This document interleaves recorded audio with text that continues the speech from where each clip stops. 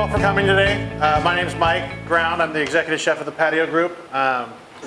We own quite like 6 full-service restaurants, and then we also have a bunch of little pizza places and coffee shops in town. Our parent company, A&I, it's an investment company. Her name's Gina Champion, owns it. She's huge into real estate, and she never had a place to take her dogs to like restaurants in San Diego, so she decided to open a restaurant in PB called The Patio, and it's very dog friendly. All of our restaurants are very dog friendly except for one that's all indoor. It's an old steakhouse, so we can't really allow dogs in there, but you know, she just opened it to kind of make like a relaxed atmosphere, very pet friendly. So then she opened The Patio. We have 2 of them now, one in PB, one in Mission Hills. They're both called The Patios, and then she's bought multiple locations after that.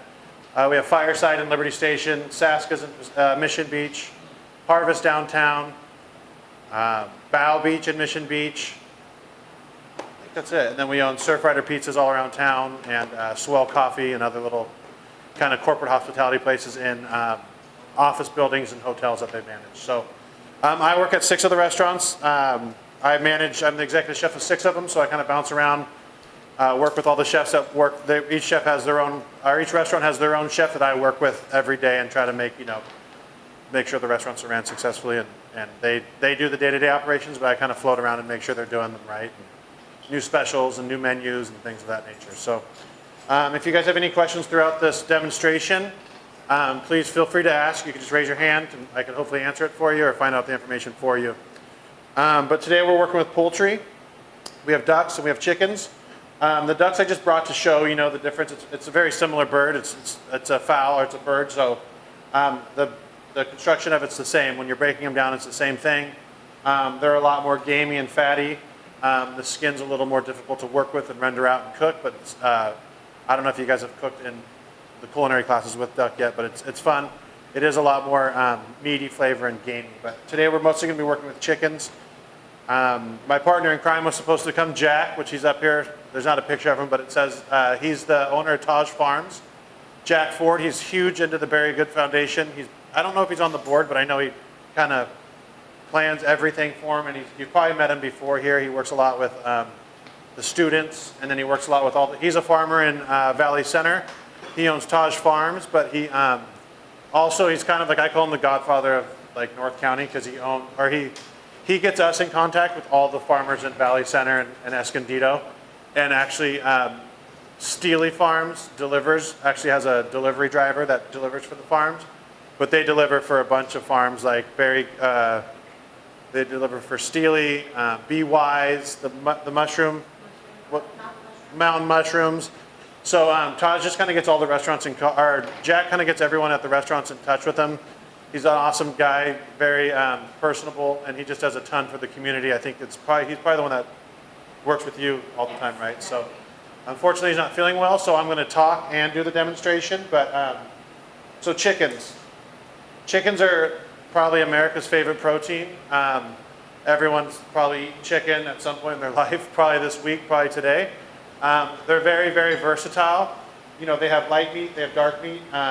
They have wings, they have breasts, legs, thighs, the carcass obviously, which is left over once you break down the chicken. So you can kind of use everything on the chicken to make something at home or in school or at your restaurant. So let me get my water real quick. So today we're going to cook the breast for you guys and make a little dish for you at the end of the demonstration. But we'll break down chickens. Mike's going to help me here in a minute. The main thing with chickens or any type of protein or vegetables or anything, we try to, as much as we possibly can, we try to be as sustainable and use natural products and work with the local farmers. All these birds and eggs are from Gone Straw, which is in Temecula, Gone Straw Farms. Is everyone familiar with Jadori chicken? If you don't know what Jadori is? Jadori started it's a processing plant now pretty much in LA. They started raising very sustainable, very free-range chickens, but actually, the chickens were out on a farm living like normal lives. They weren't in pens. They weren't, force-fed and just stuffed full of 100 chickens per pen.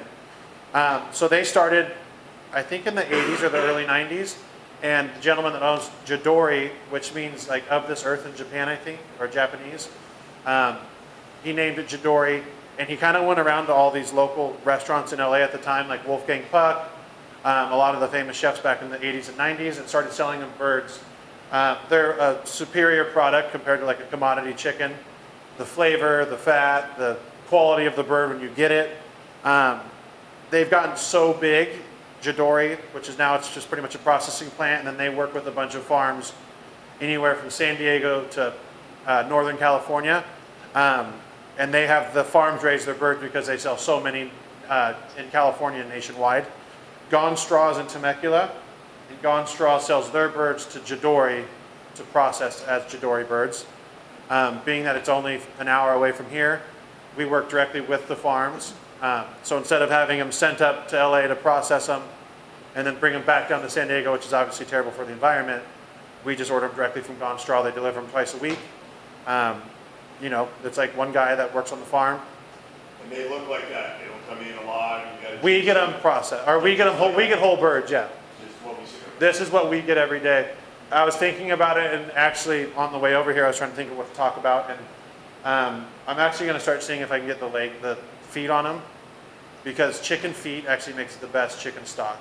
It makes it really gelatinous. Like if you're familiar with like veal stock, you know, if you reduce it, it gets really gelatinous and nice thick, and you can make sauces out of it. Chicken feet they're expensive to buy now because they're kind of a hot item in the market. People could sell them for a lot of money, but they make the best stock. So on the way over here, I was thinking I'm going to call her and see if we could actually get ours with the feet on them. Can you get the oysters from them too? Yeah, I mean they're in the bird. From the plant in LA. Yeah, you can. You just get away. Okay. If we get processed birds from Jidori, like breast or legs or whatever piece, like oysters, because it's such a small farm, they have one person there doing it. Or I think they actually might even send it to Jidori to do it. It's a lot more expensive. So you can buy processed birds from Jidori, like all legs or all breasts or all thighs or whatever it is that you want, or all oysters. It's cheaper from Jidori because they have a whole factory doing it, or a whole processing plant. But for our control and for us to cut costs and work with the chefs and work with the cooks that are doing it, we get the whole birds and just kind of use it for everything. But you can buy oysters. But I am going to try to get them with feet now because I'm just coming over here thinking about it makes really good chicken stock. So Gone Straw, that's where these birds are from, moral of the story. So Mike, do you want to come up here and help break one down?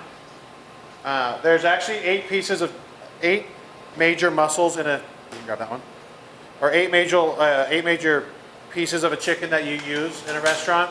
You can use the wing, you can use the breast, the thigh, and the leg. And then you obviously use the fat. You can render down the fat and confit things in it. You can use the carcasses to make stock, which we're doing here. We broke down some chickens before you guys got here. We're making stock with all the carcasses. So we're going to break this down today into 8 pieces. There's 4 of each, 4 wings, 2 wings, 2 breasts, 2 thighs, and 2 legs. So that's why there's 8 pieces. So the easiest way to do it to start, we'll keep them airline breasts, which means that you're going to keep the actual wing on the breast. You do that, it looks a lot nicer on a plate at the restaurant, and it's just more visually appealing. So we'll keep the one wing on the breast as an airline chicken breast, which I'll show you how to do. So we always start with just breaking off the wings, and you can kind of cut through.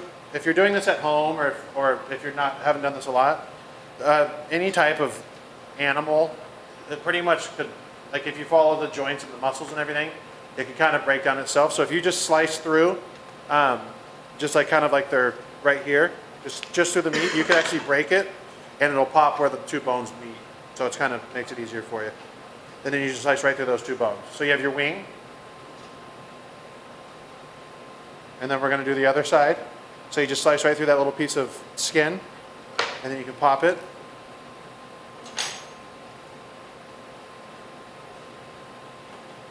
And then you have your wings. So the wings we actually at the restaurants is usually for family meal because we don't serve wings at any of the restaurants. So all the cooks, we'll break down a case of chickens a day, which means it's 40 wings. So we'll actually just cook them off for ourselves. Or you can put them in your stock, which is really good. The other piece that you're calling the airline, though, yes. do you consider that another piece of wing, or is that identified No. No, these are both wings. So Okay. I don't know the scientific term, No, or I I'm sure the chefs could tell me, but this is a 2-bone, Okay. and this is a 1-bone. That's what. Had to be something. Right. So I know there's names, like there's certain, each one's a different wing. What is it? Cornet is one you keep attached Right. to the breast, and that's what the lollipops are made out of. It's the cornet. So we keep them on the breast, so when you sell them, it looks nicer instead of just a piece of chicken breast. Which is, we cut these off because we're going to serve these for us today. But this is without the airline, and then we're going to cut it with the airline. So what I always do is, I'll cut right down the middle, which is like right in between the two breastplates. Kind of use the tip of your knife to go through. And then it's going to go to one side or the other, the left or the right. And then whatever side it goes to, that's the side I start with. So that, because you want to cut as much meat off of these birds as possible, because obviously you're trying to make money at a restaurant, and the more that you keep on the carcass, the less meat that's on the meat that you're serving. So I started on the right side, which you go to, and you just kind of go right across the breastplate. And then I'll flip it around and go backwards here. You just kind of keep the tip of your knife on the breastplate, and it'll naturally just slide through. And just kind of keep spinning it around, and you'll see the breastplate there. The wishbone, you can just go right to the, yep. Just kind of keep going. And then so there's that wishbone, once you get cut around it, you can just slide off the meat, which you'll see here. So then once you get to the skin on the other side, you can kind of just cut right through that skin. Creating so you kind of have a breast hanging on by the wing.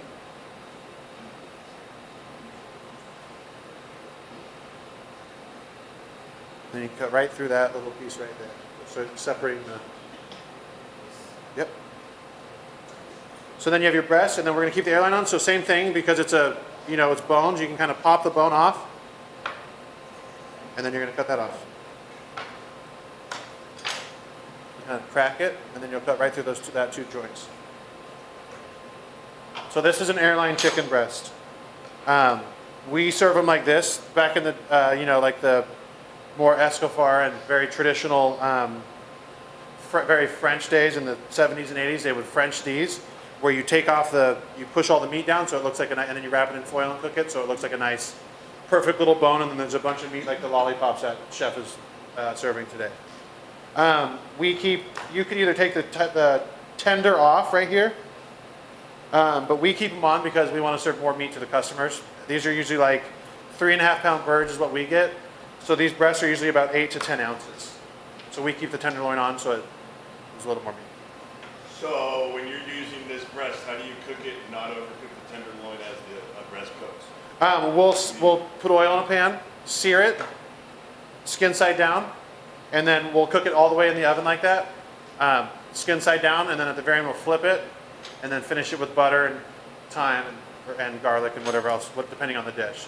And it helps the bottom, is direct heat in that pan that's already hot, so the skin will get crispy, and it takes longer for the chicken to cook in the oven. That's convection, right? So, and that's it. And then we'll flip it over. So then you have one breast, and then I always do one side at a time. So then you can take your leg, and you can just straight pop it.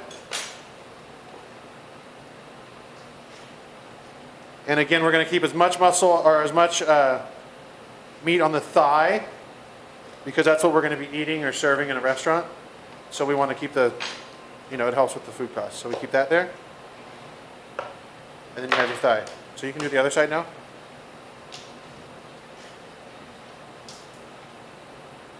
So once you get so you have one side cleaned, then let's go to the other side.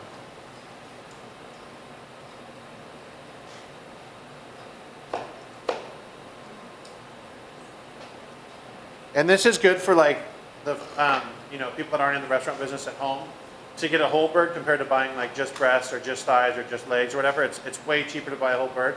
A lot of times they have them on sale actually, so it's even cheaper. But it's good practice, and at the end of the day, if you mess something up, it's just it's practice. And you could always use it. It might not look that pretty, but it makes cooking more fun. Save your breast.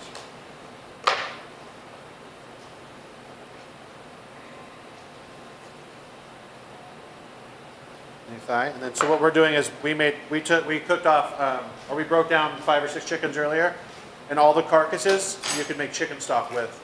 So there's 2 ways to do it. You can either add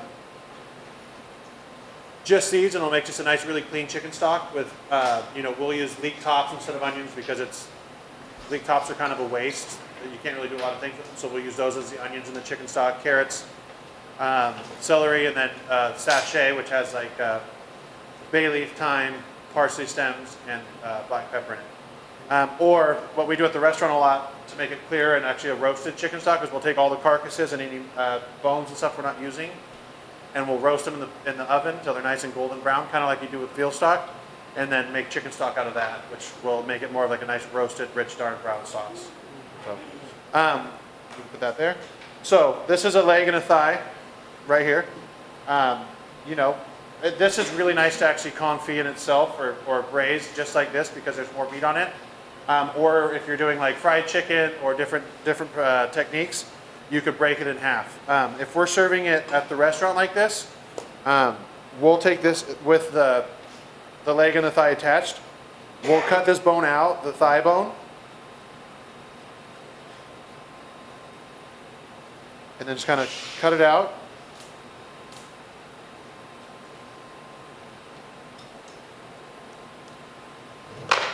And same thing, you can pop it.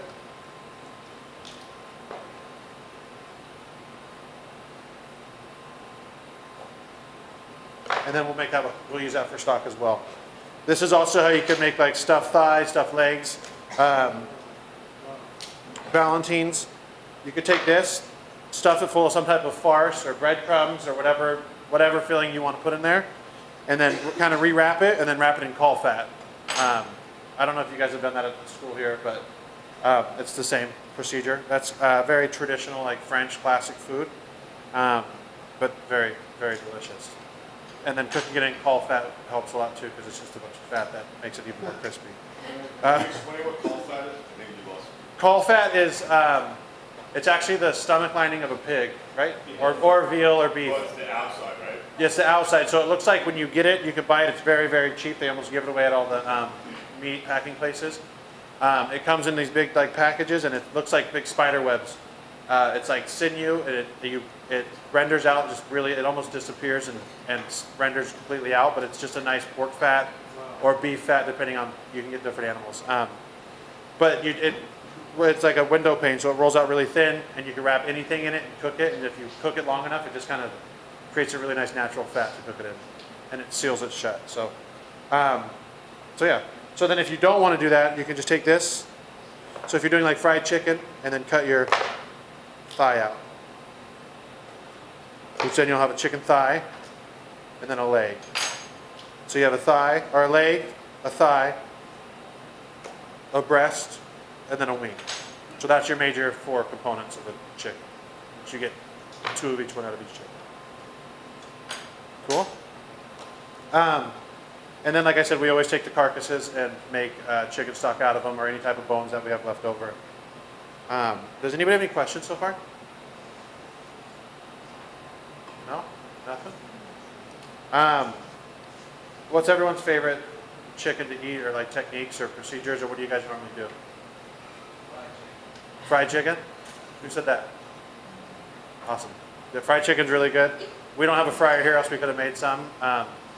But fried chicken's really good in that. For frying chicken, we'll usually take this, brine them for 24 hours. Whatever pieces we're frying, brine them in some type of salty solution. Salt, sugar, vinegar, and then we'll coat them in flour, buttermilk, and then flour again, and then fry them in the fryer. So, we also have ducks here, which we could break one of those down for you too. You mentioned the word Valentine earlier. Do you actually sell Valentines in any restaurants? We do not. Okay. Obviously, it's such an old school word. It is an old school word, and they're delicious. Actually, Ironside always has them on. Ironside in Little Italy always has a Valentine, which it's really good. Actually, I think they might do a whole chicken and then wrap it. The same kind of thing, same procedure. But it is kind of an old school thing, but that's great. I mean, they're amazing. Like I cooked a ton of them in culinary school, but then I really never did afterward. But it's awesome, like to do them at home or to put them on as a special at one of the restaurants. It's awesome. I mean, I would definitely recommend it. And you can really stuff it with anything. And that's kind of what, today we're going to make a chicken dish that we kind of, when I grabbed vegetables and stuff out of the coolers here. And it's just also, it's important to remember that, like, I know it's cooking and it seems kind of intimidating. And, you know, like, you don't know the terminology or what it is. Or realistically, if you have a chicken at home and certain vegetables, you can kind of make anything out of it. Like, there's nothing wrong to make with it. So, you know, it's more about learning the technique, like how to sear a chicken breast or how to, you know, fry chicken. But realistically, you could add anything to it that you want. Or you can make a sauce at home.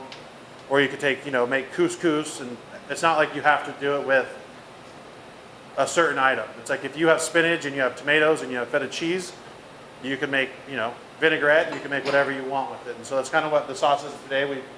We use what we had, and it's actually, we're going to do tomatoes and mushrooms and kind of sear off this chicken. If you want to help me sear off some chicken, Mike, we'll come back here. If you want to grab this. Excuse me. Yes. Did you have the oyster in that one?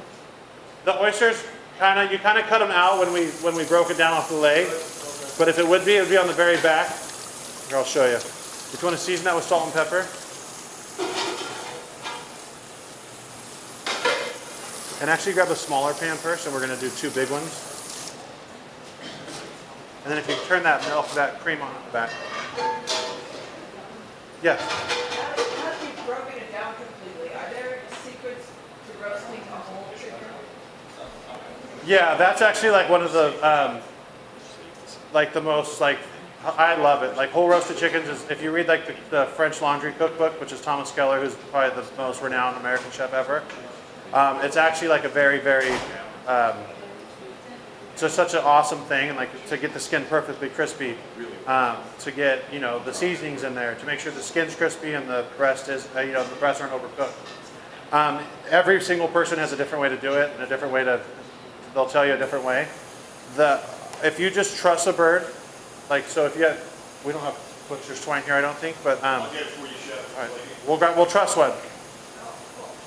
And would you brine it too? I don't. You can, yes. It's just like, you know, it's like if you're cooking a turkey, you can brine it, or you don't have to for Thanksgiving. But it definitely helps. It definitely adds more seasoning. So people will put butter under the skin, people will put oil on the skin, people will season it, people won't. There's all a million different things you can do. He's going to grab me butcher's twine, so we're going to truss this. I always cut off the wings to do it, just because no matter which way you truss the chicken, these wings, because it's a whole bird you're cooking, will always kind of overcook, and it's just kind of not edible. But you can tie these wings into. But the best way that I have found, and we'll do at the restaurants, we serve a lot of half chickens at the restaurant, so we'll roast them off. We'll truss them, season them, roast them off, and then, thank you, sir. And then stuff the cavities of them with a bunch of herbs and lemons and garlic.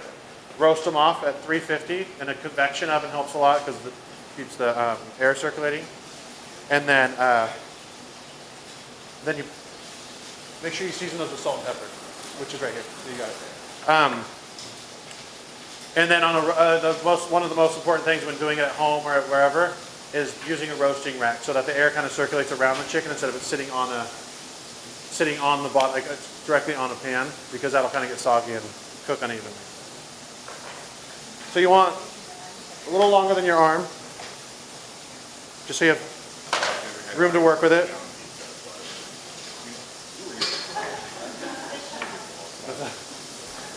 And then if you want to, once you sear those skin side down, you can put it on. And then that cream's on. And then just keep it whisk, just real low, or like medium's fine. We'll just keep stirring that. So what we would do is season this bird really well now, lightly brush it with olive oil or blended oil or whatever kind of oil you have. And then you're going to tie the wings. You have the 2 wings right here. Kind of slightly underneath the back of the chicken. Can you see it? Slightly underneath the back of the chicken. Kind of even sides on both sides. And then I always cross it.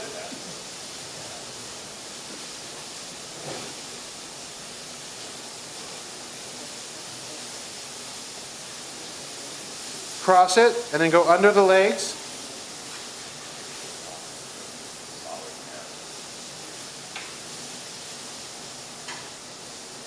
And then if you wrap this twice, because a lot of times you'll try to do this and it keeps coming loose because of the string kind of separates. If you wrap it twice, it helps you get it tighter. So this is how we truss our birds at work. Just cut it off. And then you take this bird, so it keeps it really tight. So your legs, the main thing is you want it really tight. So your wings are tucked in and your legs are tucked into the breast, so it cooks more evenly. So if your legs are hanging, you know, like loose, not trussed, those legs will cook faster than the rest of the whole bird. So yeah, that's how you would truss it. And then again, you can kind of stuff it with anything that you want. If you have herbs at home, or if you have an herb garden, if you have garlic, if you have lemons, limes, you can kind of season it however you want. I think the go-to for us is always rosemary, thyme, garlic, and lemons. And then just heavily salt and pepper to the outside, and a little bit of olive oil, or blended oil. We're going to cook off this chicken here for you. What we'll do here is, if you put it this way, because we're cooking for such a large amount, we're going to sear them off in separate batches, make the sauce in the pan, and then finish the chicken in the pan so it all cooks evenly and consistent. You can get another pan if you want to.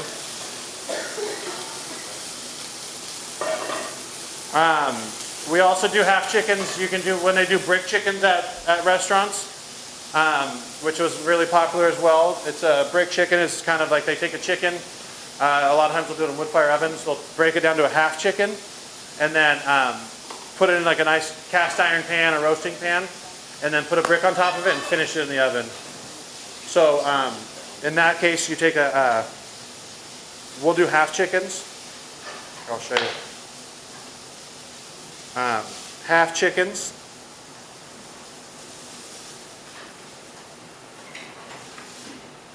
And then we'll do them like at Fireside, which is our wood. It's a kind of an all wood-fired pizza or wood-fired oven, so I kind of all barbecue and smoked foods and stuff. We'll break down these in half,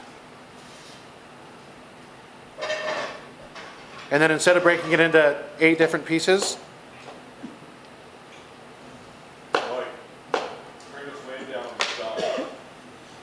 ooh, thank you. Yeah, we turn that stock down a little bit. Good looking out. And then we'll break it down into a half chicken. So I do have eyes You finding it, you can charge more with the more intricate type? For sure. So like, you know, and it's actually cheaper. So if you're buying whole chickens,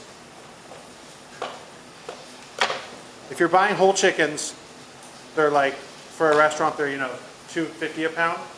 To buy just a chicken breast is like almost $5 a pound, especially if you're buying a good, you know, farm-raised chicken. So we'll take these, which is a half chicken right here. Cut the thigh bone out, kind of like we did before.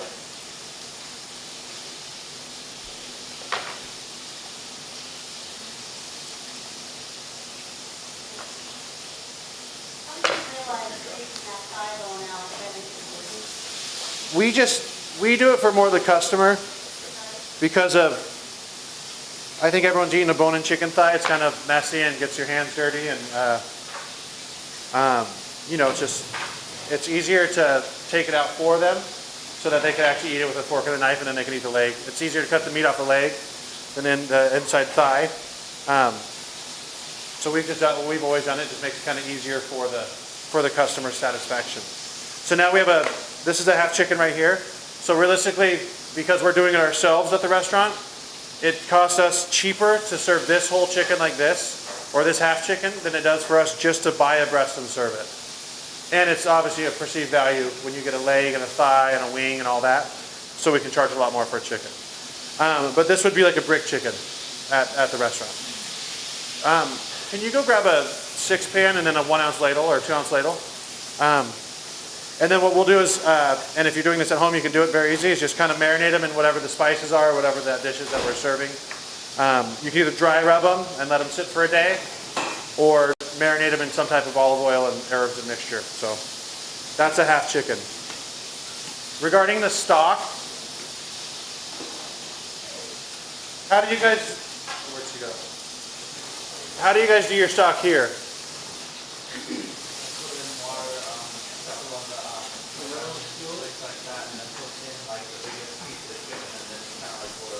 Right, and how long do you cook it for? About 2 hours. 2 hours? Yeah, and that's a lot of places, like restaurants will cook them overnight, which you can do for veal stock, because the bones are a lot more sturdy and hardy and they'll last longer and they won't break down. I agree with the 2 to 3 hours for sure for chicken stock. And then you just have to watch it. Thank God he was watching it for us on the camera. Perfect, thank you. And you want to just kind of clean out all the impurities. So if you're making this at home, which I'll do a lot, is, we turn that down? I'll take my chickens, get it all going, bring it up to a boil, kind of what we did. And then once it comes to a boil, turn it down to a simmer. And then you just want to keep, here, if you go, flame it up, flame it like that way. There you go. And you just want to, for 2 hours, just kind of clean out all this fat. And if you get a couple of the veggies out, it's fine. You have plenty more in there. And you want to just keep going so that when you strain your stock, it's a nice clean stock and it's not, it doesn't have a lot of fat kind of in it. If you were to keep boiling that stock, kind of how it was in the video before, if you were to strain it, all the fat would kind of emulsify into it and it would be a really cloudy, dirty stock. And it's not what you want. You want a nice clean stock, so if you're making, chicken noodle soup or a sauce or whatever it is, it looks a lot cleaner and more visibly appetizing. So we'll cook it for 2 to 3 hours at the restaurant, strain it, and then because of space limitations or what we use it for, we'll take all of our stocks and then just instantly reduce them by half so that it's a nice, more concentrated stock. So, and that's called? What's that? And that's called, when you reduce that stock, come on, somebody. Oh. The glacé. Oh, I'm sorry, I didn't know what you said. No, I was hoping. Oh, right. So, a lot of the restaurants have very limited space, obviously. So if you have a bunch of chicken stock in 22 ounce, like you guys have, your walk in here is more beautiful and 5 times the size of any restaurant we have. So, you have to, space comes into the equation. So reducing them by half, and then they're ready to use for whatever. At home, what I'll always do is I'll take the carcasses, make stock, and then reduce them down real low, and then freeze them into ice cubes. So then you have a tray of ice cubes. If you do that at home, freeze them into ice cube trays, and then pop them all out and put them into a Ziploc bag. Because you ever had ice that sits in the freezer too long and it tastes kind of funky? It'll happen to your chicken stock too. So if you put it into a Ziploc bag, it'll prevent that from doing that. And then whenever you want to make a sauce at home, or instead of going to the store and buying a processed sodium-rich chicken stock, you have one ready to go at home. So, for our grits, we turn those grits back on a little bit. Just on medium again. So these are our grits we're going to be serving with our dish. Grits and polenta are realistically the same thing. One's just more coarse than the other. But grits are very southern style of cooking. Polenta's always linked to Italian food. But the grits tend to be more coarse typically. Now there's all these different mills across the country that do, you really probably couldn't tell the difference between polenta and grits. One's yellow, one's white, one's from white corn, one's from yellow corn.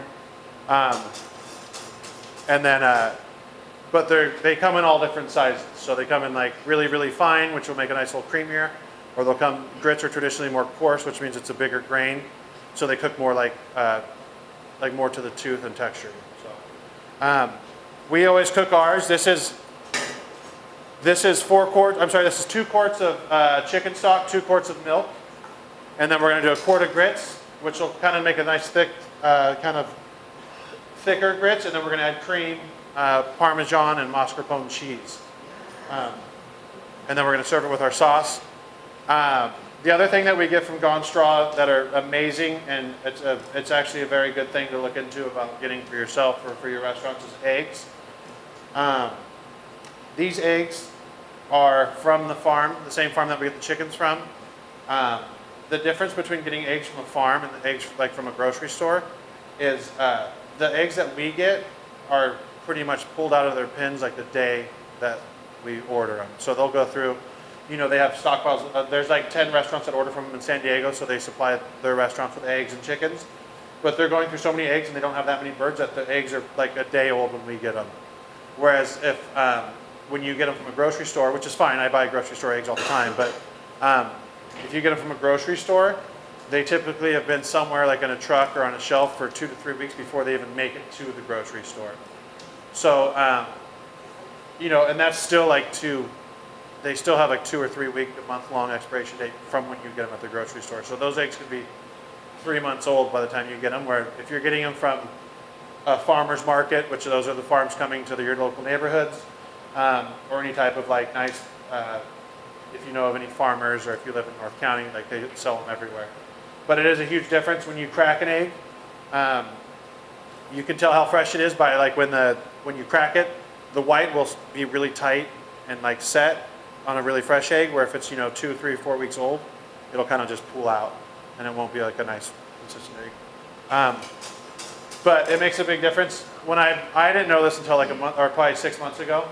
I've always wondered the difference between brown eggs and white eggs, kind of like and I'm sure a lot of people do. So I asked the lady, I'm like, look, Christine, I think her family owns it. She's the one that works on the farm every day. I said, Christine, what's the difference of like a brown egg or a white egg? Like, I don't know. Like, I thought I was asking a dumb question, but she said it wasn't. And white eggs are from white birds that eat more or eat less and lay more. And brown eggs are from brown birds that eat more and lay less. And she said if you crack them side by side, you would never, ever know the difference. So we buy all white eggs at the restaurants because they're $10 cheaper a case. So it's good to know, like if you're buying white eggs, there is a difference when you go to like Whole Foods or Vons or somewhere and you buy like cage-free brown eggs opposed to like the commodity eggs. But if you're buying like farm fresh eggs, the white and the brown are the same thing. They're just cheap. The white ones are always cheaper because the birds lay more, which I found very interesting. What's that? I don't know. I didn't ask them that. We do get Shriner Farms and certain farms around town will sell you those eggs. But at the restaurants we buy we buy the white ones just for, and then also, what's that? What do you use eggs for at work? In your restaurants? I mean, I'm assuming you don't do breakfast on this. Right, we're open. 2 of our restaurants, or 4 of our restaurants are actually open for brunch, so we use a ton. So we'll go through like 12 cases of eggs a week, which is a substantial amount. And so we'll use them for brunch, and then we also use them certain dishes. We have poached eggs on the menu for chicken dishes, or we use them for all of our aiolis. We try to find that usually balances out to like the egg whites, because we'll keep all the egg whites for brunch on that weekend. We use them for any sauces, you know, sauce grabeach. We hard boil them for harvest. We make Cobb salads with hard boiled eggs on them. And then it is also for hard boiled eggs. The fresher the egg, the harder it is to peel. So if you have like a day old egg and you make hard boiled eggs with them, it's it's much harder to peel if you were to buy like an egg that's like a commodity egg, but it's worth it to us. Luckily we only serve a few hard boiled eggs a day, so we don't have to worry about it. For grits, I know this doesn't have to do with chicken, but it goes very well with chicken. We let all of our liquid come to a boil. These are quick grits, which means that they'll cook fast. If you're buying it from a mill or any like type of farm, they usually take like 2 hours to cook, and you want them to cook low and slow. You know, the faster you cook them, it kind of damages the grounds of them. But if you cook them nice and low and slow, and like for 2 or 3 hours, the texture of them turns more creamy. They cook better and more evenly. But these ones, so you bring your liquid to a simmer, and then you add your grits. Can you see on here? Here, I'll come around. You'll add your grits. We always start with like 4 to 1 or 5 to 1. 1 part grits to 4 or 5 parts liquid. This one. And then you just want to whisk them until it thickens. So we'll keep it at a simmer. Kind of add them slowly.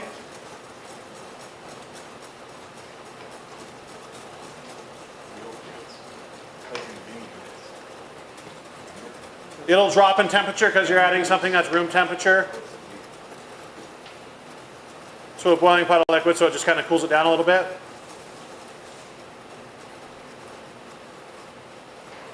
And if you were to stop whisking this, what happens is your grits aren't cooked yet, or they're not like absorbing the liquid, and they'll rest on the bottom, and then it'll scorch the pan. So you always want to just stir until they start to thicken. At the restaurants, you guys typically use, everything comes from like grain, oil, places like that, or do you buy pre-packaged? We buy different restaurants. We use restaurants I've worked at before. We used to buy all of them from Central Mills up in Northern California, which is a really good. Central Mills is like a kind of like the Stone beer of brewing. It's a bigger microbrew. It's a bigger small farm, and they've kind of gone through and they've actually started buying a lot of other smaller farms. So it's kind of like, you know, Stone delivers for other smaller breweries. Central Mills does the same thing. So like we get all of our flour as gilt flour, AP flour, but like Central Mills owns it. But it's just like a good product. And then we buy the grits now we use at the restaurants are from Bob's Red Mill, but they're like long cooking grits. So they usually take, you know, anywhere from 2 to 3 hours to cook, depending on who's paying attention to it, who's cooking it. Do they hold up better on the, I'm assuming you use some kind of steam table, or do they longer cooking? No, they all, in a steam table, they all thicken, they all reduce, like they'll all create steam, so all the liquid cooks out of the grits. So throughout service, sometimes we'll have to add water, or if we have a small pot, like we're not using a lot for a certain restaurant, we'll have a small pot like this, and it won't really reduce. But if you have them in a steam well or like somewhere that's hot, it will. So in the restaurant, it's just cooked in the same pot, sits in the same pot, serves out. Right, we'll cook them, or we'll cook a bigger batch like this, and then and not add all the seasoning to it, like all the cream and all the dairy and stuff, or the cheese. And then to order, like for the night, we'll heat up however much we think we need for that night, and then finish it with whatever we want to put in them. And that's again, like if you're cooking at home or cooking, you know, you gotta experiment. So like you can cook these in all chicken stock and then add cream, or you can cook them in all milk. You can cook them in fish stock. You can cook them in whatever you want. It's just, realistically, it's just a ratio of how much grits, and this thing says it on the side of the container, or whatever grits you buy. You usually typically say it on the bag or wherever you're getting them. And it's just kind of, you can make whatever you want. You know, you could put hot sauce in them. You can put Parmesan cheese.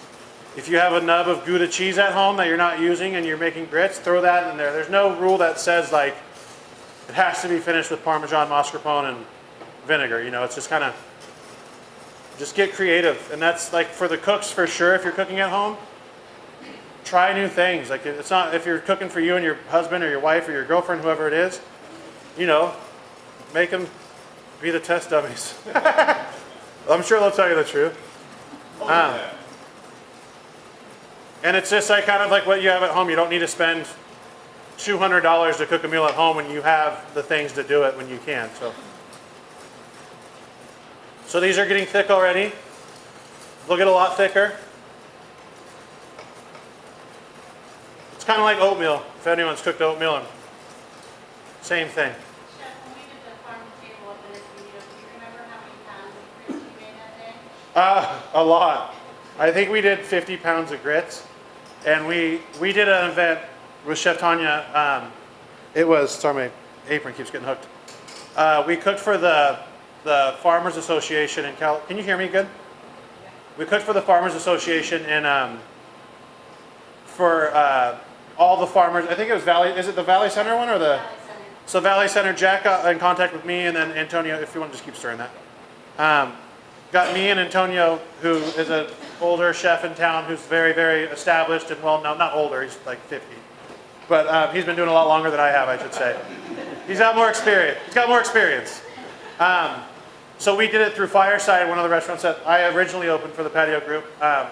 And we did everything. So all the farmers in Valley Center and Escondido and all the surrounding areas donated all the food.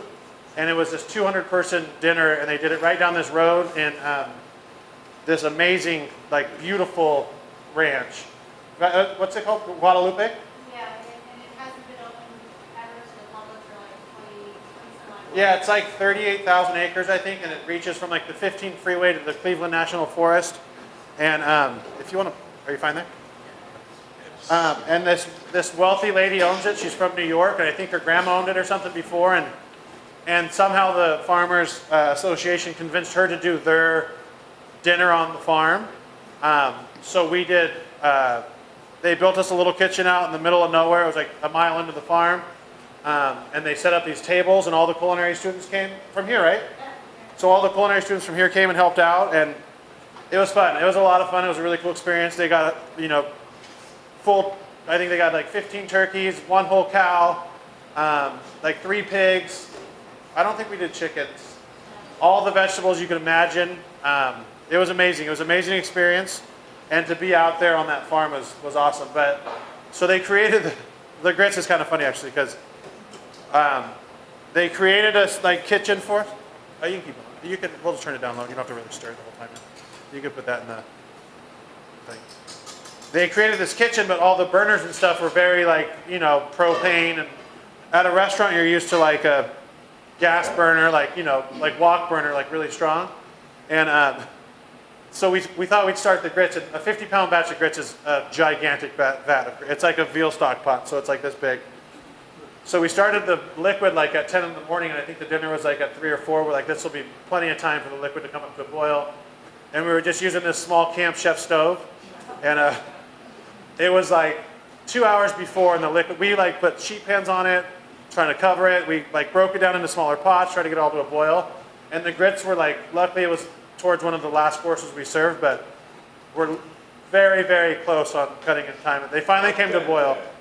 Yeah, they were very au sec or al dente for sure, but Megan Wagner, she stood there with her big paddle. yeah. And she would stir it for every 10 minutes, and then she'd stop for 5 and walk away and come back and stir on it.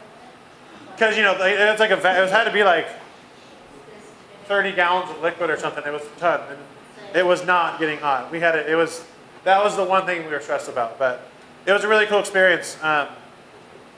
I would recommend for the students, if you get the opportunity to do any type of that will never happen again, unfortunately, I don't think, because you can't even go on that farm anymore. But any type of shows that you guys do or volunteer work, it's all a learning experience.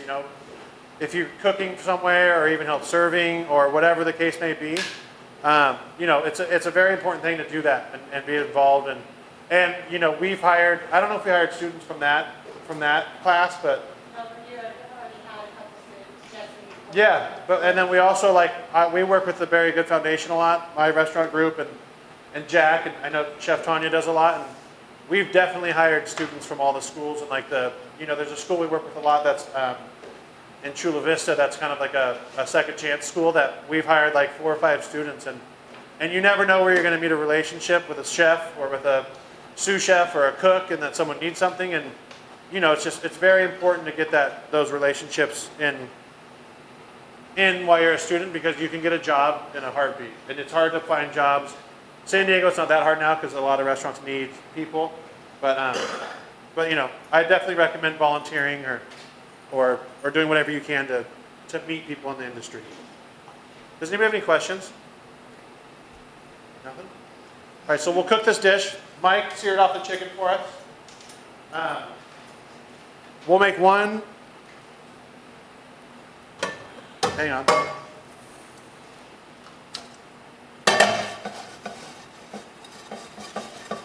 We'll do one like composed dish for you guys, kind of like something we would do at the restaurant.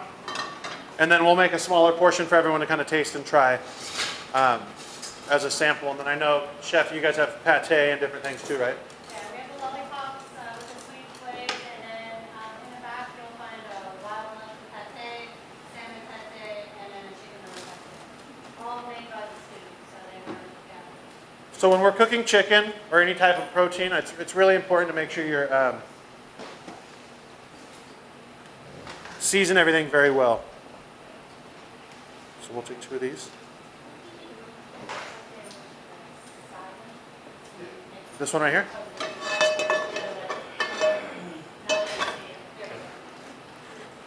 So It's very important to season all your meat when you're cooking it, because the difference, like even at home, is if you cook a piece of chicken like this, it's going to taste like chicken, but you want there to be salt, and pepper, or spice, and whatever else you decide to season it with. But you always want to season it higher, because if you season like this, then there's a big piece of salt right here, like a big one spot that's salt. So you want to take it and just kind of season higher, and it evenly seasons it. So we'll keep pans like this at the restaurant with roasting racks. And we'll season, like we have one for chicken, one for beef, one for pork, whatever it is. And we'll just use it all night because you don't want to make a mess on your station at your restaurant. So, and then we'll pepper. Flip them over. Season them again. And it gets them nice and evenly coated.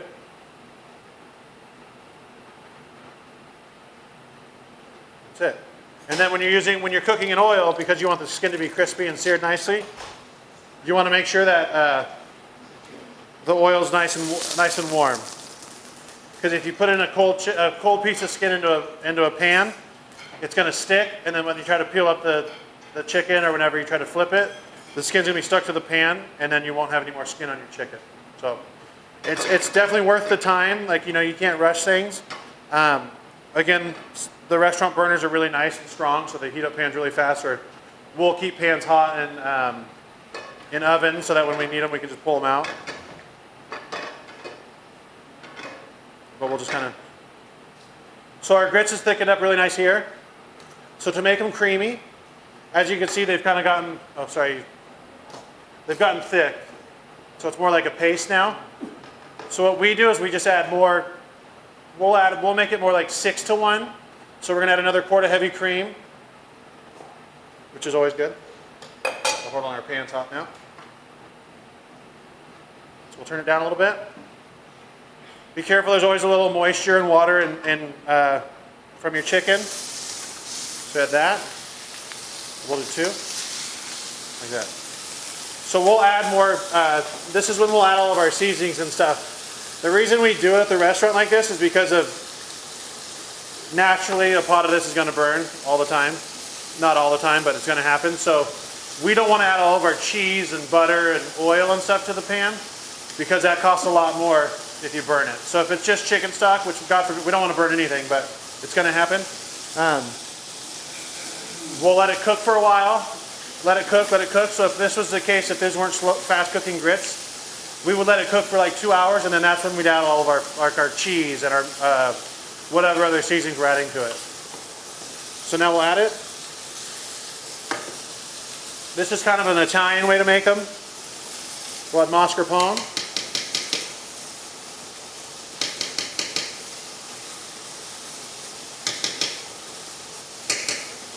And then that chicken, you don't want to keep messing with it. Just want to let it cook. And then if a good tell is if it starts sliding around in the pan, that's good, because that means it's not sticking.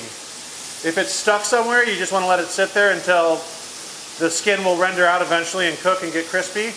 And then that's when you can kind of move it without damaging the skin. So we're going to add Parmesan cheese, a healthy amount. And then we have backup chicken stock here. So if these still are too thick, we can add a little more chicken stock. We can get them to the consistency that we want them. So we'll check our chicken. So see, that's a nice golden brown. Can you see there? Golden brown. So we'll let that go a little bit longer. Nice and crispy.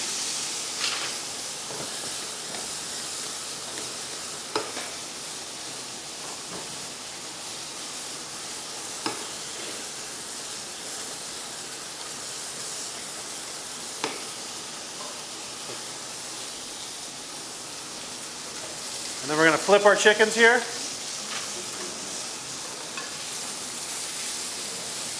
And now there's multiple ways you can do this. So we could just throw this in the oven, and that would be roasting a chicken breast. Or you could start adding all your vegetables and your garlic and your shallots now, and then add your chicken stock, and that would make it more of like a braised piece of meat. You know, the texture is different. Roasting it is going to be like really high heat, really fast. You can cook it to 165, it'll be juicy. Where if you braise it, you cook it a little longer, it'll take longer. It'll get more of those seasonings in there from the vegetables, from the aromatics that you put in there. If there's beef, you know, bay leaves or whatever vegetables you put in there. We're going to make a pan sauce with this, so we're just going to throw this in the oven like that. We're going to let them cook through, and then we'll finish the sauce in the pan, which is a pan sauce, which you kind of make to order. And then we're going to serve it with a poached egg. These need salt and pepper.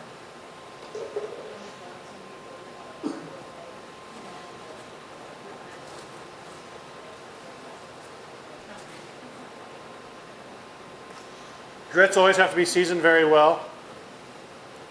Otherwise, they're just kind of bland.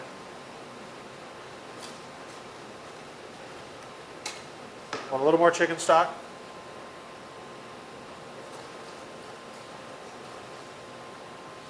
And again, there's no way to serve these wrong unless they're burnt. But you know, if you like them creamier, you can add more cream. If you like them thick, you can make them thick. But the more fat and cheese and different flavors you add to them, usually the better they are.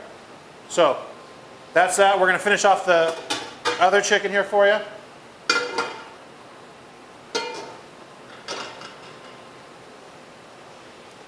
So these are the ones that Mike seared off, kind of the samples. Cook some mushrooms with them. Mushrooms, tomatoes, with garlic, shallot, chicken stock, and we'll make kind of a chicken, like a chicken butter sauce. We'll finish it with butter. It's great with white wine in there as well. And then a little poached egg. Does anybody else have any chicken questions? Something? Nothing? Do you confit the chicken legs too sometimes? What's that? Do you confit the chicken legs? You can. So that's a very good question. So, you know, there's different cuts of meat. Like the breast, there's different cooking techniques for different cuts of meat. So the breast obviously is all white meat. That's pretty much the most expensive part of the chicken that everybody wants. I personally love the thigh meats the best.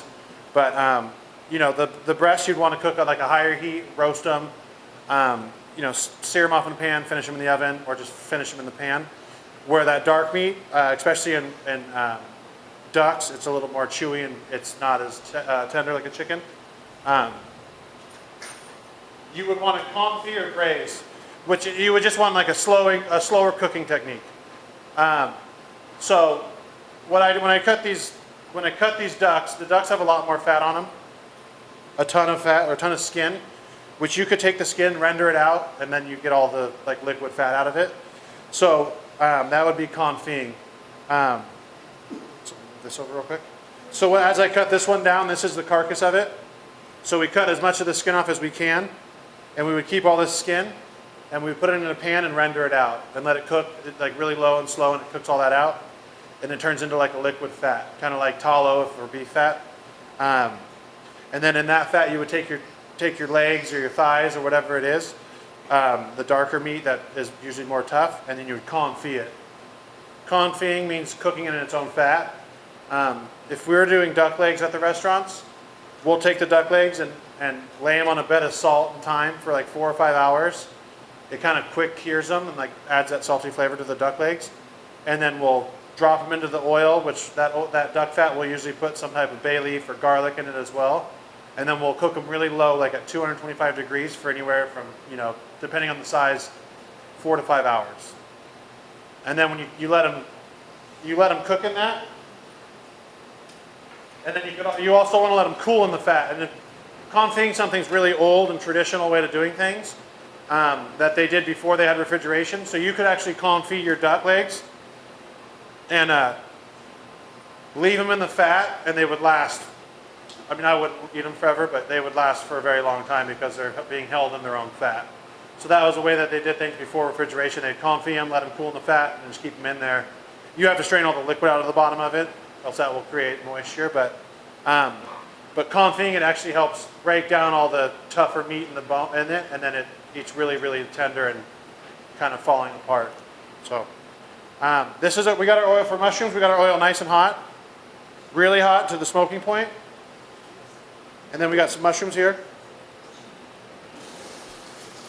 Rita, do you have a question?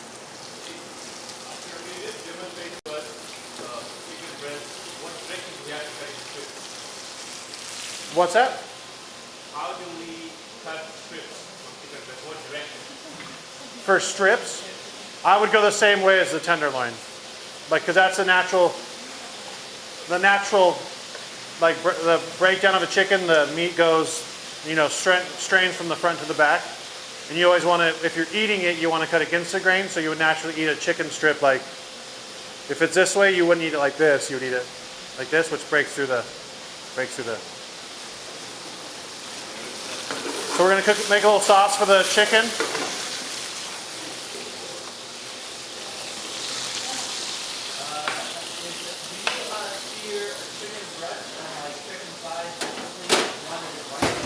What's that? Would you sear chicken breast and chicken thighs differently since one is white meat and one is dark meat? You could sear them the same. I mean, it's just hot oil in a pan.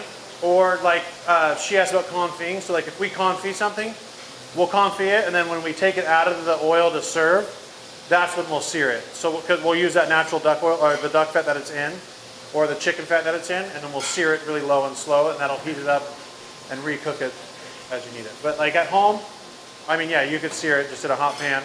And chicken thighs are different than duck. Chicken thighs you could eat like a hot, like fast cooked barbecued or like a high temperature cooking. Whereas duck, you pretty much have to like cook it low and slow. So, and then so you could do it before or after you cook it, pretty much. But at home, I eat chicken thighs at home all the time, and I'll just sear them off in a pan, and then finish them in the oven. If I have stock, I'll do it that way. If I just dry roast them, I'll do it that way.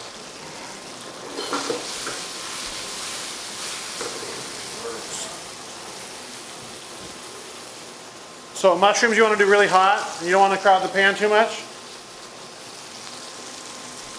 When you're cooking mushrooms, the moisture content in mushrooms is extremely high. So if you're ever cooking mushrooms and you want to get a sear on them, you don't want to season the mushrooms right when you put them in the pan. Like a piece of meat, you always want to sear first because it adds the flavor to the meat. But mushrooms, because there's so much moisture in them, you want to get them roasted, which we're doing now. We're going to get them nice and roasted.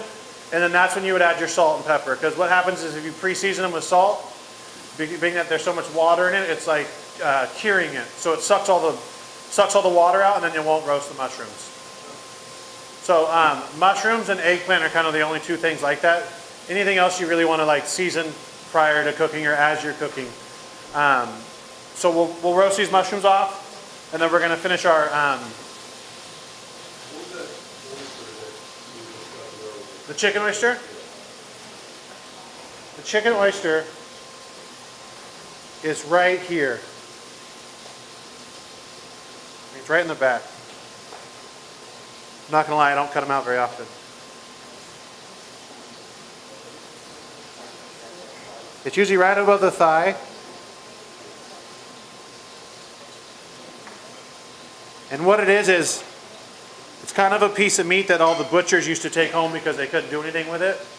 So they would take it home and they would break down a ton of chickens every single day. So they would take home 12 or 15 or whatever it is chicken oysters, and they would eat them with their family. And then it became popular in cooking. So now again, where chicken oysters used to be almost free or they would give them away, they charge a very high dollar amount for them now. Same with beef tongues, another thing that was like, traditionally in like Mexican food, they would braise them and cook them forever. It's just such a cheap cut of meat. But now that it's popular, like all these fine dining chefs and everyone are doing it, where beef tongue used to cost like $1 a pound, now it's like $7 or $8 a pound. Are grits still relatively one of the cheaper starches? Yeah, the grits are really cheap. It's just what you put into them. Oh, yeah. Depends. But yeah, they're definitely cheaper. Like, Farm cost on that grits. what's that? There's no Parmesan cost on that. Right. So we're gonna let these cook. Our chicken should be done in the oven soon. We're still not gonna season them because we want more color on them.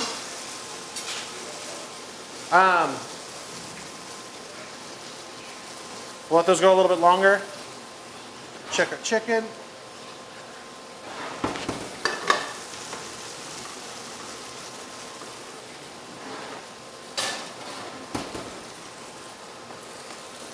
Do you eat a lot of chicken oysters? Oh, you do? A lot of restaurants now will, I mean, I can't verify this, but I have a very good idea. We'll take chicken thighs and then break them down and sell them as chicken oysters. So that's not the right thing to do.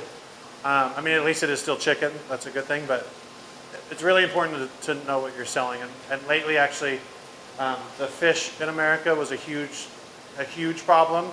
They were selling, all these different fish under different names. There was no regulations. And Santa Monica Seafood, who's a really big advocate into the whole, they're a fish purveyor from Santa Monica and LA. They've kind of taken upon themselves to make sure, and now there's more guidelines and more rules being regulations, but they kind of took it upon themselves to kind of start the trend in like definitely in California to make sure you're selling like black cod or sable fish, or because they can really call it whatever they want, and there's no one saying like, hey, that's not black cod. That's Beef or cow right? they must. I don't know. It's probably called something else. Like right. It's all like an anatomy, so it's all the same. Like a lot of those animals are very similar. I mean, fowl and a mammal's different, but I'm sure like but like on beef. The same thing with the oysters. The hanger steak used to be very, there's only one on every side. It's like a very cheap cut of meat, and same thing. Like the butchers would always take it home and eat it for their families. But now, if you go and eat a restaurant in San Diego or California or in the United States, hanger steak's a very popular cut of meat. So again, where you can get them for like $2 a pound or $3 a pound back in the day, now it's like $9 a pound. What about this new little? It's like a little chicken. It's called like a Cornish game hen or however. Cornish game hens are pretty much baby chickens. Or not baby, but smaller, like a smaller breed of chicken, but they're very, very similar. We were trying to get rabbits or quail here today, but unfortunately Jack couldn't make it. But yeah, those are great. It's perfect if you want a whole chicken at home for you or someone else. Instead of cooking an entire whole chicken where you're not, you can eat it eventually, but you could do like dinner for two, like one little Cornish game hen. There's quail, there's squab, which is pigeon. So once these mushrooms start to get nice and roasted, we'll add our seasoning. If I can find, here we go.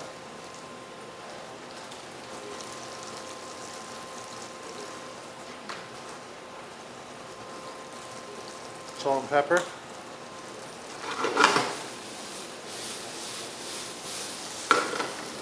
A lot of little tomato.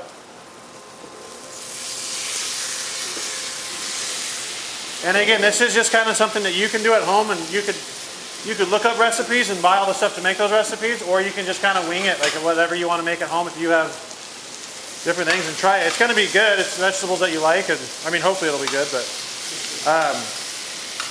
it's all about just trial and error and learning and seeing what different flavors go well together. There's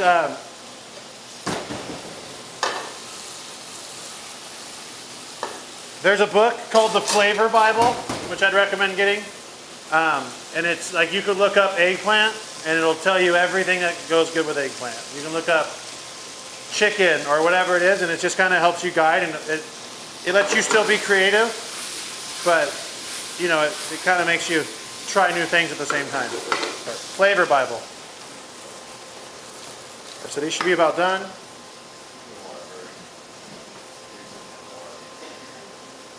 Gonna try them.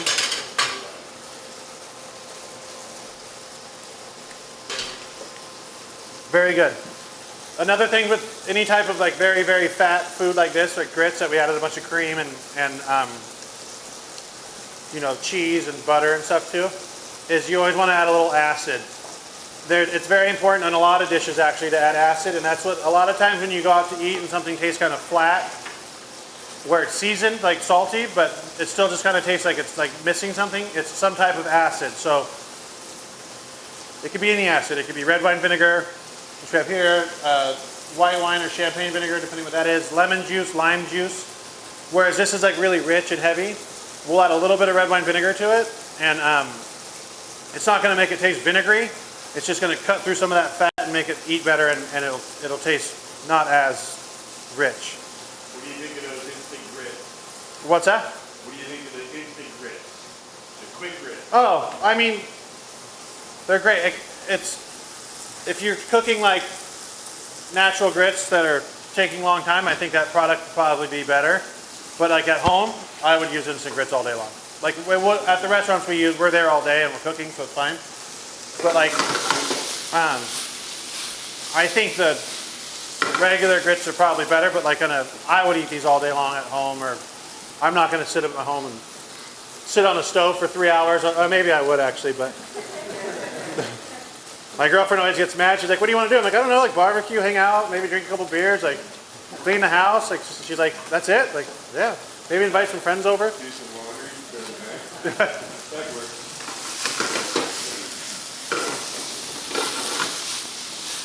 If your pan's ever flaming up like this, and it starts a really huge flame, you never want to blow on it this way, because all it does is shoot all the oil and everything into the flame and it just keeps flaming up. You always want to aim it like kind of high, like up, and then blow it out, and it'll blow out instantly, and it doesn't continue flaming. But if your pan catches on fire, you have to lift it up and use the acid. No, don't lift it up, but like if that pan's like the oil and it's caught fire, the water in it. So do you find that you always like doing the farm to table type cooking, or do you start conventional French cooking? Well, I worked at an Italian restaurant for a really long time, Cucinary in Bankers Hill.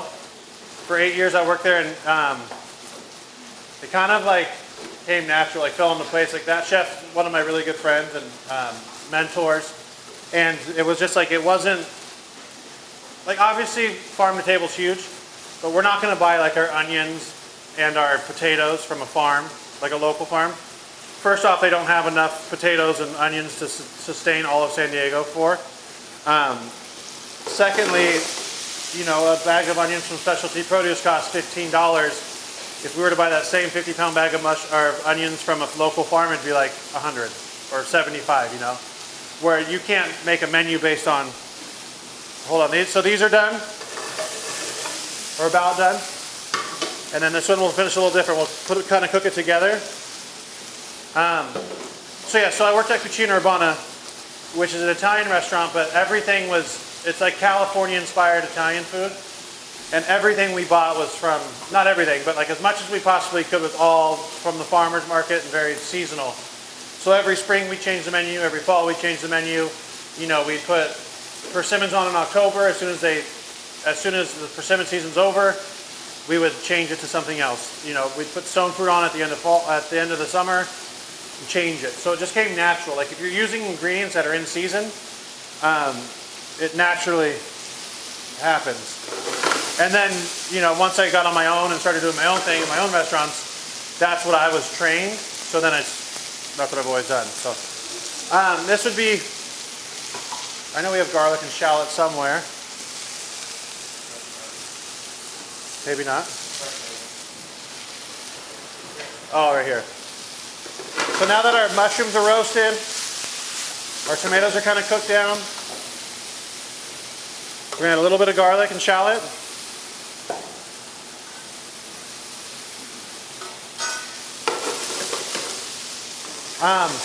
So yeah, so it always came really natural to me, like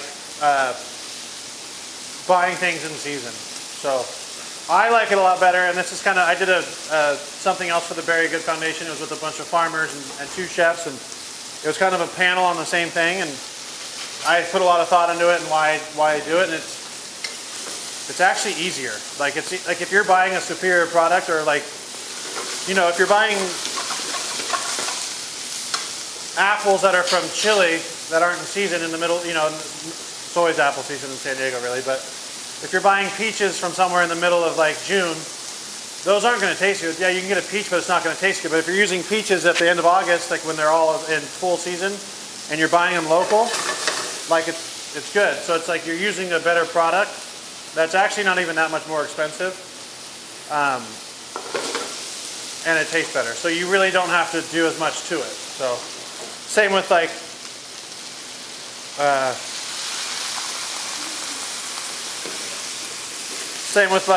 animals. If we're using a commodity chicken that from some random farm in the middle of Kansas, opposed to like a nice, really good local chicken that's been raised right, that product's going to taste better. And it's actually not that much. Some of the produce or some of the meats and the the fish and stuff are a little more expensive like that, but I think it's well worth it for sure. And there's a lot of things you guys can do as like students and stuff and work with the farms and kind of and see what they're doing. And they all have, you can get on their emails and they'll email you what's in the season.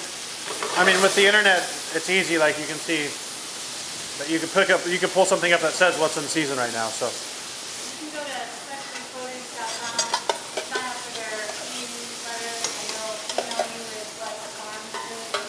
You can order a farmer's box. Yeah. You You can go down there. You can go down to Specialty Produce, and they have a cooler probably the size of this room that's all from local farms.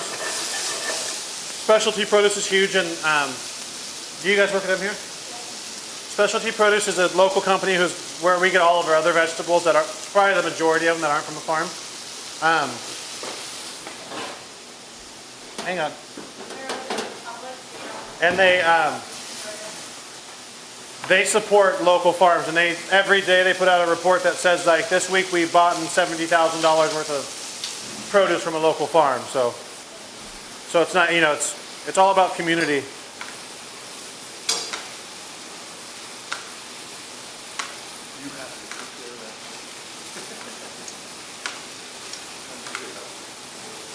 Let's get all these in there.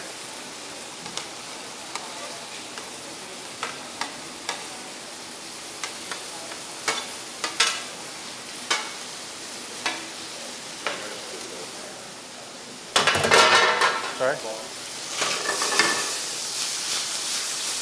Now what? So these two chicken are about done. All we're going to do is add a little chicken stock or white wine would be great.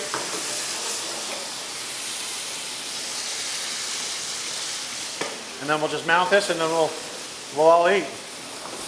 How are we doing on time? Good?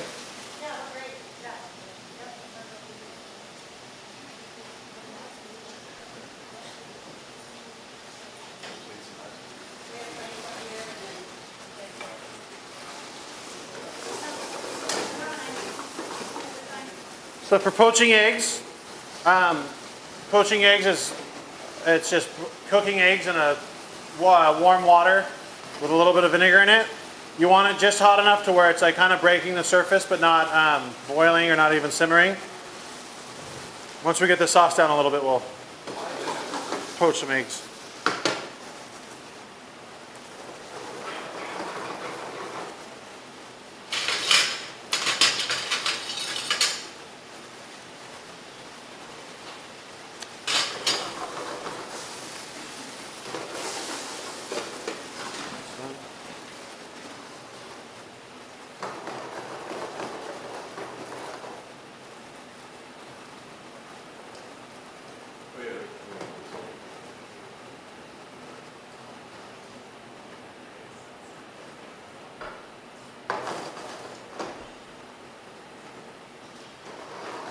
So for a pan sauce, traditionally you would take out the meat or whatever you're cooking in it, and then let it rest or sit there for a minute, and then you would finish whatever the sauce is in the pan. So we're going to finish it with the meat in there just so it gets kind of nice and buttery and it kind of coats the chicken. And then we'll plate those, and then we'll kind of plate this stuff up.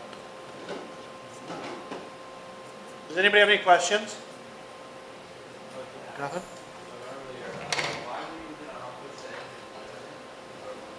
What's that? Why? Well, you poach them with vinegar because it helps keep the water clear. If you don't, and it'll help set the eggs faster. So if if you drop an egg that's in water that's maybe not hot enough, or there's no vinegar in it, a lot of the white of the egg will kind of separate and kind of like float all over the pan. Looks like egg drop soup almost, where the vinegar helps set it like faster, and it'll stay like one nice solid egg and it'll keep your water clean. You don't put enough in to change the taste. So like this pot right here, we probably have a tablespoon of vinegar in it. You get the helping plate? Great.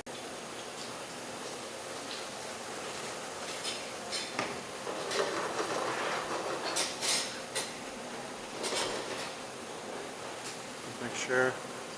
Can you grab that clean cutting board and just bring it over here?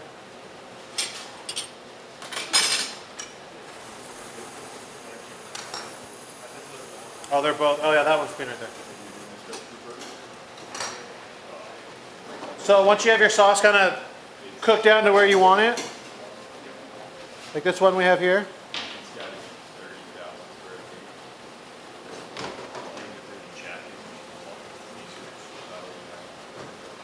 Take a little butter.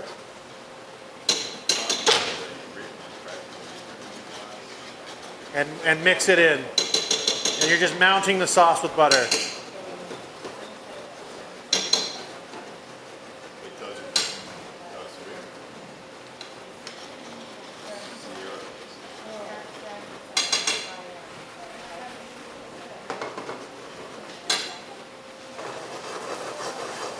But have you seen the formula?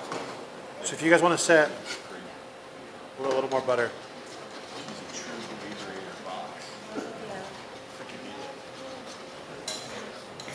So we're gonna do one little piece of grits. A little grits on the pan, or a little grits, and then a little piece of chicken, a little sauce. Let's try it. Actually, we need a little.